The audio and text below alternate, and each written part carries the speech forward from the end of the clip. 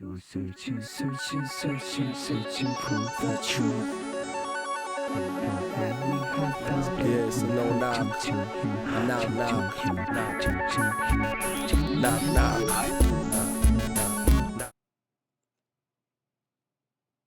This is Jason Deanhart here with the GTA and Superlab Battle. I'm zooming here with James Houghton, Canadian time attack driver, fresh off of his big win at the Gridlife GLTC, Gridlife Touring Cup, at the second annual Superlab Battle at Circuit of the Americas back in February, earlier this year. Still feel lucky that we got that event under our belt before the whole pandemic situation. So, James, talk to me a little bit about the GLTC. What's it like to compete, in a wheel-to-wheel battle format like that? And of course, how did it feel to take the first place win? Well, we were kind of debating leading up to that event. We had been going really hard on the Integra for a while, and then there was some wrenches kind of thrown into that. At one point, we were actually planning on bringing the Integra, to run in unlimited, as well as the TSX to run in GLTC. Yeah. And when you're building a car from scratch, there's so many things that can kind of get thrown into that plan. Wrenches that can get thrown into that plan. So it didn't work out to get the Integra there. And we had kind of just been putting the TSX on hold. So when it came to crunch time, we had done a few things like painting the interior and stuff like that. But the majority of that car really got built in about 3 weeks. Yeah, I remember seeing the ramp up on your social media. And plus, we were in communication, so I knew that you were going to put your full efforts into that car for the GLTC. And I just remember seeing multiple posts every day with like huge progress being made, like especially that last like week and a half. It was pretty crazy. It was wild, yeah. And even right at the end, we still had some things that made us nervous about the whole getting there and stuff like that. But the guys were awesome. Everyone that helped on the car was amazing. At one point, the Saturday before the event, we were at the dyno until like 4 o'clock in the morning, just struggling with some issues. And then while we were on the dyno, we learned transmission was popping out of fourth gear. So as well as our dyno issues, we had transmission issues, but there was still like all the front aero and stuff like that. Our design needed to be done. So like literally we got back to the shop at 5 o'clock in the morning or something. But I needed to, when you get back to the shop that late, normally you're just like, I don't want to see cars anymore until tomorrow. I had to unload the car because I had two other buddies that were coming over at like 8 o'clock the next 3 hours that were going to come and start on, working on the front bumper and stuff like that. So wow. It was quite an experience, but to bring a fresh build out like that and have it perform as well as it did was just a dream come true. It turned out beautiful. I've got a couple pictures playing up on rotation next to us that everybody's watching on YouTube right now. It's got that picture that Amanda took of the front of it in the garage, and everything's blacked out behind it, and you really see how awesome that front end is, and how flat that it is, and how it wraps around like that. And then the other picture that's in rotation, it's just like my favorite picture. Yeah, it's great. It's cool. And that one that Ramel took from. Well, we last year I wanted to start taking part in that series as well as everything else on the go, and I wasn't sure. I had kind of just from being in an Integra for so long, I had planned on finding another Integra, and Unit 2 Fabrication was going to put a cage in it and stuff like that. And then Adam Jabay from Gridlife messages me one day, and he's like, I think I found your GLTC car. And I'm like, what do you mean? I'm like, this is like August still. I'm like, I'm not there yet. He's like, no, I think I found it. I'm like, okay. He sends me some pictures of this TSX, and it has no wiring, no plumbing. It has an engine sitting in the car, but it's not like, it wasn't like ready to go. And it had a cage that probably needed a few changes for what we wanted to do. But it came with a ton of extra parts. And so Adam put me in contact with the owner, and we got chatting back and forth. And after a short amount of time, I realized that I think this is the car that we're going to use, and I sent him a deposit. And he was nice enough, like it was just busy in our lives and stuff like that. I didn't end up picking the car up for like 3 months after I sent him the deposit. So it was nice that he didn't sell it up from under me or anything like that. But so we ended up picking it up like right around, I guess we picked it up the week before PRI. Okay. Um, It still only and gave you a then couple months. I mean, that's it. yeah, and then we didn't really do anything with it. PRI happens, and then Christmas happens, and everything like that. We didn't really do anything with it until the first week of January, and even then, it was like the first week of January. We got the interior painted. My buddy has a truck shop where they paint, transport trucks and stuff like that. Yeah.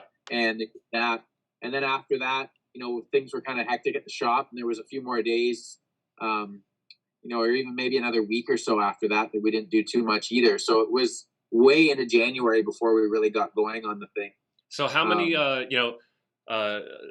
Dragon 1522000 on YouTube brought up a good point. It definitely takes a team to get the job done. So like how many hands are on deck like to make that thing happen in that short period of time to get it ready for the GLTC race? So if you call my two buddies that help with the painting, we'll just start with in order of who kind of helped with it. So Brad and his brother, that's 2. Aaron from TRE Transmissions, that's 3. Mitch, Berto, and Todd from Unit 2 Fab, that's 6. And Andrew from Unit 2 Fab as well, that's 7. And Ryan and Joe from StimTech, that's 9.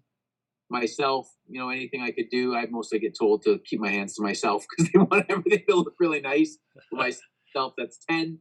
Plus, you need your hands. You're going to need your hands and feet at some point. At least your hands. The guys from Haltech, Chris and Richard, that's 12. Nathan from Apex that we used as dyno, that's 13. It was it definitely takes a team. Good. Definitely takes a team. Yeah. So no, I'm not going to try to sit here and say, hey, 2 people built that car in 3 weeks or anything like that. It wouldn't have. It's impossible. It's impossible. So what can you tell me about about what makes the GLTC format unique? You know what I mean? I know it's not just a normal wheel-to-wheel race. It's got a little bit of a twist on it, which is cool. Can you explain that a little bit to the audience? I think that it's a really interesting series. It kind of has a flavor of Time Attack almost in a way, because it gives you most wheel-to-wheel series. They're either very cookie cutter or they're so high budget if they're too allow you to do too much that they're kind of on either ends of the spectrum. But the guys from Gridlife have really figured out that balance between keeping the costs kind of reasonable and really giving people a place to build a wheel-to-wheel race car and still really express themselves and express themselves in their car and the way they choose to build it and the way they choose to find their speed, because there's cars out there, on Hoosiers with splitter and wing. And then there's cars like our car with 200 treadwear Yokohamas and no splitter and, a spoiler, but not an actual wing element. So it's really interesting. And because of that, the cars make their speed in different ways at different times of the race. Our car was really fast at the beginning, but was getting eaten up by the guys in Hoosiers as their tires started to come in and ours started to fade away. Yeah. Even, in some of the lower speed, tighter sections, some of the rear wheel drive cars were really fast. Whereas the front wheel drive cars get a 3% bonus in power to weight ratio. So we were really fast on the straight. So to me, it keeps things really exciting, and you don't have so much of something like a Spec Miata race where, someone almost has to make a mistake to pass someone because everyone's just all going down the straight and following in a line together. Yeah. And ever since they came out with that rule set, I knew it's like, I gotta figure out how to put a car together for this series. Yeah, that's great. I mean, it does sound like a lot of fun. That it's not too much in a box, and there's enough creativity and uniqueness that each team could bring to it. I think that's definitely what sets it apart and makes it pretty cool. So what are you and the family up to during the pandemic going on right now? I know you've got your wife and 2 young kids, so what's the current situation for the Houghton family right now? What are you guys up to? It's tough. It's really tough, with 2 little guys that just want to our youngest is just trying to stand up and stuff like that right now, and he's like raring to go, and our oldest is 2.5 just the other day, and he just wants to run. And we're not going to parks or anything like that, of course, right? And So it's really tough. We try to get out for walks and stuff like that. We might even try to go, somewhere else, not like a park, but another, kind of nature area where we know that maybe there'll be no one there or something like that, as much as we can, just to keep them from going stir crazy. But it's really tough. We're trying to find as much things as we can do at home to keep them busy. And at our shop here, we're still doing a little bit of work, but with zero contact only. Customers driving their car in, keeping their windows up and doors closed, paying over the phone and stuff like that. So that was something I was going to actually get to. Some people are might possibly think that all you do is work and play on race cars all day. Obviously that's not it's not really that's not really the reality for anybody for the most part. So like what is your 9 to 5 5-6 days a week or whatever your hustle is? Like what exactly do you do? So we have a rust proofing and oil spraying business up here in Canada. And, with all the salt, for people that don't know, we put a lot of salt on the roads up here to keep the ice at bay. And because that, it rusts the cars out like crazy. So we apply a petroleum type of product to the underneath. And normally when we're not in a pandemic, in the doors and rocker panels and everything like that as well, to keep them from rusting. So like I say, right now, we're not doing anything anything where we need to open the doors or hood or trunk or anything like that. We're literally just spraying the bottom, because we can do that with, basically no contact. I shouldn't say basically, we can do that with zero contact. Well, that's great that you guys are able to still stay, in business, even though it's kind of, obviously in a slower mode, and, you modify the way that you're doing business, but at least you're able to keep the doors open. For so many people out there, they're not able to, which sucks, you know what I mean? But at the same time, I don't, want, any of my family members, especially that are older, aunts, uncles, my parents, to catch it, or myself, you know what I mean? So same thing over here, we're all doing the best that we can to do our part and stay away from people and clean up after ourselves and make sure that we're clean and all that good stuff. Yeah, we're lucky, like, because we're being super careful. We're doing, our groceries just getting picked up and stuff like that, where we go to the grocery store and they put them in our trunk for us. So we're in our 6th week now of not having contact with anyone. Yeah.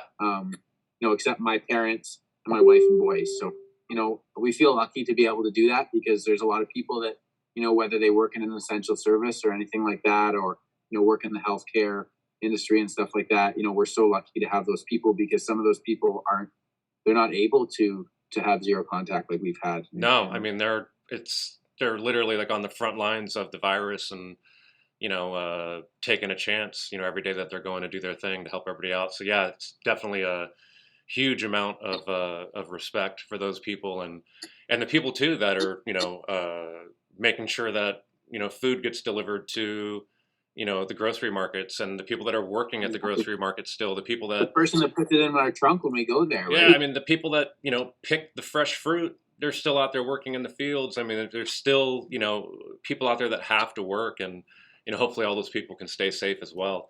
Absolutely. Remember Dr. Black from Mexico? He's online. He says hello. You've helped him out Hey, a couple buddy. times.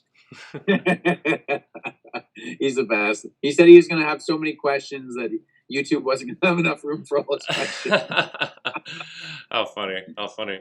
Well, hopefully we'll see him. I doubt he would make his way up to Washington State. Hopefully that one could still happen in June. Obviously, like everybody else, I'm just kind of waiting and, hoping, and every day, there's different news, and sometimes it's hard to know exactly what to believe. So like everybody else, I'm just taking it day by day. Fingers are crossed. I'm hoping that we could not have to alter the schedule any more than we already did. And if not, then hopefully we'll see you July 4th weekend at Road Atlanta. Pretty sure that Dr. Black will probably make the trip up there. Hopefully his EG will be done by then, completely done. So, James and his crew don't have to come in and do any extra work to it. That New Jersey weekend was fun helping him out. We just wanted to see him complete one lap so bad. I know, well, that's the funny thing. I mean, I say it a lot, but it's totally true. Like, that's one thing that's cool about the time attack community is, your team, I think, whoever, Borsma and his guys were there too. And, all you guys jumped in, and it was for the same thing. It was just all an effort to get him out on track and, not have him waste a trip from Mexico all the way up to New Jersey and not get the car on track. That would be a travesty. You know what I mean? So, okay. Question number one from Dr. Black is, what's the material of your front bumper made out of? On the TSX and the Integra, for that matter, the top half of it is like the OEM plastic bumper, and the bottom half, like the air dam material, is, I believe, a 16 gauge aluminum sheet. Oh, okay. So that aluminum gives us a lot of abilities to, like, where we did the bumper ducts on the Integra to, keep the second element of the splitter working or the wing working. Yeah. And even just fastening like an air, the rad duct and stuff like that too. It gives you a lot of options. Oh, okay. Very cool. Very cool. So how about like a quick, like, let's get to know James as like the dude, you know what I mean? Like the person. Is an hour west of Toronto. I've been in the same city basically my whole life. Okay. And worked for my parents basically my whole life as well in the rust roofing business. My dad raced oval track, just local oval track racing when I was growing up, but he retired when I was pretty young, so I can remember it a little bit, but it's not super vivid. He retired in 91. I was born in 84. So, you remember some stuff from when you were 7, but it's not like, I wasn't. Well, maybe it's more just like kind of like it's instilled in you. It doesn't have to be something so much that you have these vivid memories, but they're obviously in there. You're at the track as a youngster, obviously. What later on down the road got you back into cars? So it's funny, in my dad's side of the family, especially, my grandfather raced actually at the first year that Canadian Tire Motorsports Park was open. My grandfather raced there back in 61 in a VW Beetle. They had this like, entry level class basically that had like minis and Beetles and stuff like that. That's cool. And, he won his class back in 61. And he had started being involved with racing even before that. He was helping some teams in oval track racing back in 57 or 58, modifying cars, and he ended up actually building some cars from scratch. So, it's been in and around our family forever. My dad started racing in the 70s. So, it's easy for it to take over the dinner table talk and stuff like that. Gotcha. My dad's so my dad was one of 6, but of the 4 boys, 3 out of the 4 of those raced. And the one that didn't race had like crewed on many race teams and was hardcore race fan and stuff like that. So, it has been, just because no one was racing, past the point I was 7, everyone, that was still the conversation. Everyone was a race fan. Everyone was traveling to go racing all the time. So when I got my driver's license and I got my first car, which was a Mazda MX-6, I had a few buddies that were just going to the drag strip kind of casually and stuff like that. So we played around with that for a bit. And an MX-6 had about, they talk about WRX, Subaru WRX is having a transmission made of glass. That thing was made of glass. That thing, I went through 6 transmissions in like 2.5 seasons with that car. It was just terrible. And my buddies were more involved with Hondas and stuff like that. And I got a Civic, and I had a B18 C5 Type R swap in it. And it was pretty fun. It was a 93. It was an EG hatch, and I liked it, but it had a lot of Bondo and stuff like that in it. And I wasn't really happy with the body. And I was just kind of fed up. I was just having a bunch of little problems with it, like, B series distributor issues and stuff like that. And I was kind of like, And I bought a 07 STI, did some lapping days with that. I had done a few lapping days with the Civic, but I wasn't like, again, it was just acting up and having a bunch of issues and stuff like that. And I got the Subaru because I was like, I'm starting to really enjoy going to these lapping days and I want to do more of it.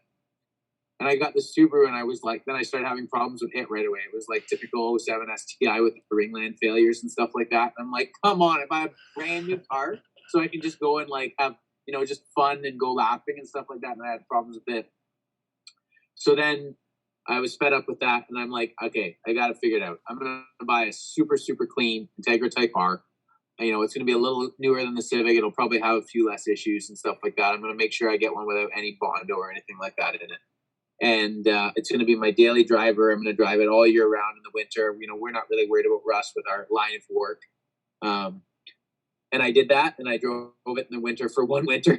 And then it started getting, more and more focused for the track and less as a track car. So I got that car in 09. It's a 98. And every winter I drove it the first winter, and then the second winter we were building like built motor for it and stuff like that. And the third winter I got a K swap, and the fourth winter I got a supercharger. It just kind of got a little crazier and crazier. So out of the 12 years that you've had that car, so I mean, it's really only the first couple of years, or maybe the first year, that you really only drove it around a lot on the street, and then it quickly started becoming more Actually, track oriented. funny enough, even though I wasn't driving in the winter because we were kind of in a building a motor or doing a K swap. It was actually the end of 09 when I got it. I didn't do much. I just drove it for a couple of months. It was the end of the season when I got it. But 10, 11, and 12, it was like my daily driver, where I drove it every day in the summer, unless we had it torn apart or anything like that. But I was driving it quite a bit even after we did the K swap. It was a super fun car to drive on the street with the 6-speed and everything like that. And then when we did the supercharger the next year, it was getting less and less of a street car, and I decided it was time. Right. Time to focus its attention on just one thing and one thing only. Yeah. Okay. And so then let's go. Year that we did the supercharger was the first year that we brought it out to the Super Lap Battle at Buttonwillow that fall. So that was a complete. Crazy. In some ways, it seems like not that long ago, and then in other ways, it's like, man, 2013. That's a while ago now. Yeah. It is. It was totally different color scheme on it. It had like more of the yellow on it and some black, right? Actually, the first time we came, it was just white. In 13, when we came the first time, it was just white and black. Oh, okay. That's right. Yeah. That's right. And then we had the orange and blue on it when we brought it the second time to one of your events in 15 Road Atlanta. That's when it had the orange and blue, which is our yeah. I remember the orange and blue. Okay, let's go to some questions from the YouTube guys here. We've got awesome. Let's see. Matt Vermontes, MCV Imagery, asks, "What any upgrades coming to the Integra if we're able to make it for July 4th and whatnot? Anything different from, like, let's say, I've got some pictures of it up right now from last year at Road Atlanta. So that's when it had the newer Spage front end on it and whatnot. So is it still going to look the same?" That car is on a rotisserie right now with the roof cut off of it and the cage cut out of it, and completely sandblasted, and basically everything cut out that's legally allowed to cut out and still run an unlimited class. So okay. It's in a big transition stage right now. I probably should have sent you a picture so you could have put it up on the side there. But we're trying to do everything to the max of the rules. We've cut the rockers out or cut the rockers in as far as they're legally allowed to come in.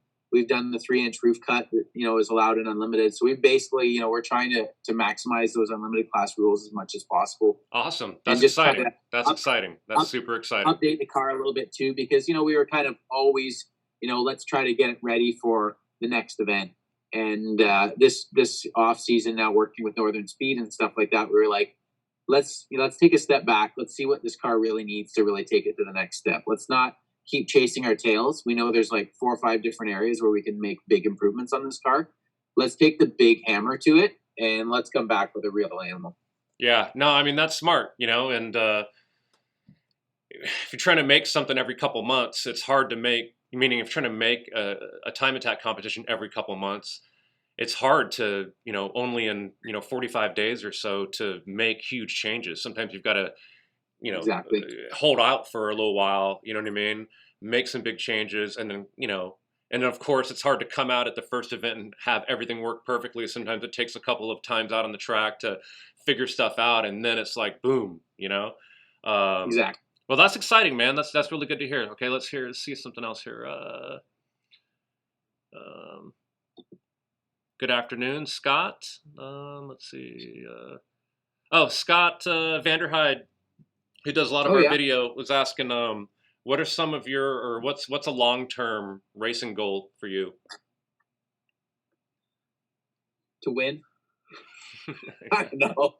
Have fun. Try to, honestly, to try to have more weekends like SLB COTA this year, right? Like, yeah, if you work, the harder you work back home, you typically, the better time you're going to have at the track. And, we really worked our ass off on that car before we came to the event, and, really like thought about things before we started cutting and building and stuff like that. Like I had that, build completely planned out before we even picked up the car, in Kentucky, right? When we picked it up, that car was completely, might as well have been completely built before we started. We knew everything, how we were going to do it. You know, except for maybe some little fine details like placement of hood vents and stuff like that. But the majority of the car, we knew exactly how it was going to be and how it was going to go in November, and we didn't start until January. And I think that the more we can do that, and the more any team can do that, I think the more teams are going to have fun. Plan your build. Make sure you take enough time to do it. Now we condensed that, but also we had 13 people working on it. So Right. 3 weeks when that many people are working on it is actually quite a long time. Yeah. It's So all in the prep work. It's all in the exactly. So if preparation. you can do It's all in the preparation. more prep work and choose a good car and choose good partners and parts and everything like that. When you get to the track, I think you're gonna have a fun time. So I'd like to have fun, but I'd like to win as much as possible as well. Right. All right, let's see. Get a couple in before we sign off here. Pro Function asks everybody: is anyone else in here naked right now? I mean, you can only see the upper body right now. Yeah. I'm not wearing pants. Yeah. Let's see. Do you have any idea how much? And this is Matt asking this question. Matt Viramonte, another question from Matt. Yep. Do you know how much downforce that the Type R makes? Do you have any idea? I'm not. I should actually touch base with Joe from Syntec again to know, because I know that the new changes. He said everything was like quite different, but I know that the one thing that he always says is people like to talk about gross downforce instead of net downforce, and he kind of hates the gross downforce number because a passenger car generally makes an insane amount of lift. And whatever downforce it makes, people talk about these 5, 6, 7,000 pounds downforce numbers. Sometimes at World Time Attack events and stuff like that. And talking about these gross numbers is kind of, to me, I might be starting starting some stuff here, but to me, I'd like to hear more net numbers, and the net numbers are oftentimes much lower than that. Like the what is it, the TS010 or whatever, the video that's gone around, a lot on the internet of it going around Eastern Creek. That car made, 8,000 pounds of downforce or something like that. Mm-hmm. So we know that, a Time Attack car is not making 8,000 pounds net like that car made 8,000 pounds net. They're making probably maybe 8,000 pounds gross, but let's know what the rest of it's making as well, right? Yeah. So the numbers that he likes to talk about of the net numbers are oftentimes not nearly as as exciting sounding, but that's what he deals with. But I should actually talk to him again and find out what our current net downforce is supposed to be. I'm actually not familiar with it right now. Gotcha, no problem. And then let's go with just one more question here. This one's from Mark Johnson. Where do some of the ideas come from for your builds? In unlimited class, it's hard not to look at sometimes what some of the other fast cars are doing. You look at some, you try to get some ideas from some of the World Time Attack cars, of course, because those are the fastest Time Attack cars in the world. But we also try to take as much as we can from different pro cars as well. As far as the TSX goes for GLTC, we really just had to look at the rule book and see what was allowed and what wasn't. We didn't really necessarily take a lot of inspiration. I mean, everyone called it the baby NASCAR when we were at that track, but we didn't necessarily take any inspiration from a baby NASCAR, or anything like that. We looked at the rule book, we looked at what we were allowed to do, and we thought, how can we make the most effective package, with these constraints, with these rules. So I think that, we tried to build it as close to the rule book as we could without irritating anyone too much. And it worked out all right. That's cool. We got a couple more good questions. Let's just hit them. This one's from, his name's Morris. Morris Aroundsack. I don't know if that's his real last name or not, but it doesn't matter. If it is, I'm sorry. What's the cost of building a Time Attack car? Now, I know that's a tough question to answer, but and how much does the house cost? And of course, yeah, right. And James's Type R that we see up on the screen, that's an unlimited class build. That's basically the highest traditional Time Attack class that there is. And it's definitely where you have the opportunity, because the rules are so open and unlimited, to where you could definitely probably spend the most amount of money if you wanted to. So it's probably hard to put a price tag on it, but I'm sure you can probably give them an estimation. I'll give you a best guess that I can. I think that if you were very, very crafty, I think you could build a car to set a record in enthusiast class for less than $50,000 if you're efficient at it. And and I don't say to do it for one lap. I mean to be able to have a car that you really compete with. I think that you have to make smart decisions and stuff like that. And I think that depending on the track, if it was a lower speed track and you weren't going to like a Button Willow or like a Road Atlanta, if you're building a car, say for like M1 Concourse where they run the speed ring event now, I think you could probably build a car to do very well at a track like that for like 25,000, where it's usually easier to build low speed speed than high speed, if that makes any sense. Yeah. As far as an unlimited class time attack build goes, if you don't have a really, really awesome core group of friends that can tune, fabricate, do carbon and stuff like that, if you've got to go to a shop and say, I want to build an unlimited class time attack car that can set, a record at COTA, Button Willow, Road Atlanta, and you're going to pay full retail for everything on that, I can't imagine you'd be able to do it for less than $500,000. Yeah, I'd have to agree with you. There's so much time and, fab work, building a cage. I mean, the aero, and yeah, unless you're, Bears, everything, yeah, right? yeah. I mean, unless you're just like, insanely talented and you could do most of that stuff yourself, you've got to rely on other people that know how to do it, and it's expertise. Yeah. So, yeah, if they're not homies, then you're paying retail. That's pretty tough. I think if you have a crazy support system, still expect it's got to be $200,000 or something like that. I can't imagine doing less unless you were going to do a one lap wonder car or something like that. Right. Hey, so what does the Type R weigh? Do you know? So the Type R weighed, with me in it, pre kind of stripping it all apart, 2,600 pounds. Okay. And we have a bin at Unit 2 Fabrication, and they're taking a lot out. So that we have a bet going on. If it's under a certain weight, there's a special kind of dinner bet going on. So we're going to see if they can make that or not. The goal is to be $21.99 without me in it, ready to go on the track when it's all done. That's a lot more weight. Yeah, cut out. Yeah. But there has been a ton of metal cut out of that car, and just redundancy and stuff like that in it. So I think that we could be close. If we can get it, if it could be $21.99, we could be $24.30 or something like that. With me in it going out on track, that'd be nice. It'd be a significant difference. What most of us should be doing is asking you what James's weight loss program's been. This guy's been shaving weight the past year or so, looking pretty good. Until so you got a coronavirus similar hit and eat everything in sight. What else do we have to do right now? But I've kept it pretty under control so far.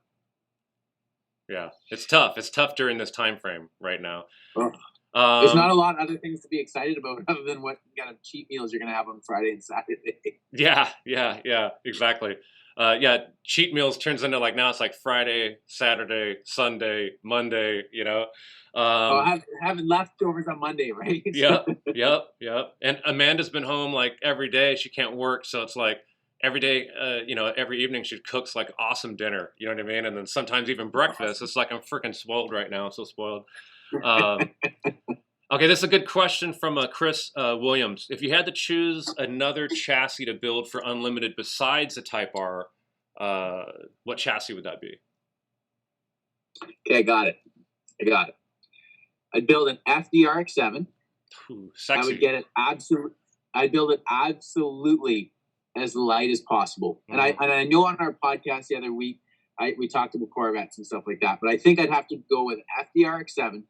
Get it absolutely as light as possible, and then build the craziest naturally aspirated V8 we could get, and put that in. Try to get some contacts with maybe the NASCAR guys or something like that. Try to get a V8 that could maybe make 900 or 1,000 wheel horsepower NA. Yeah. Put that in a car that if it had crazy carbon work, maybe weigh 2,200 pounds or something like that, I think that would be a pretty nasty car. If it wasn't going to be that, it would be a Turbo K NSX.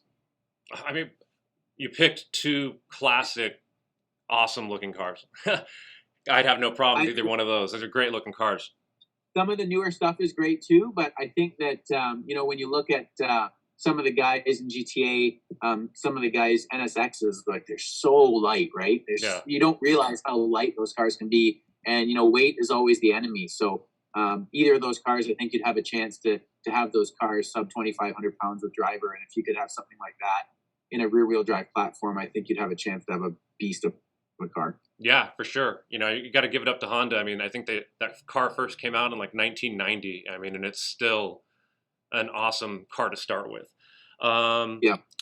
Let me see. Last question here, and I can kind of help answer this one a little bit. JBOS98SC asks, any tips on going from autocross switching to time attack? Great place to start out and look is our partners with SCCA.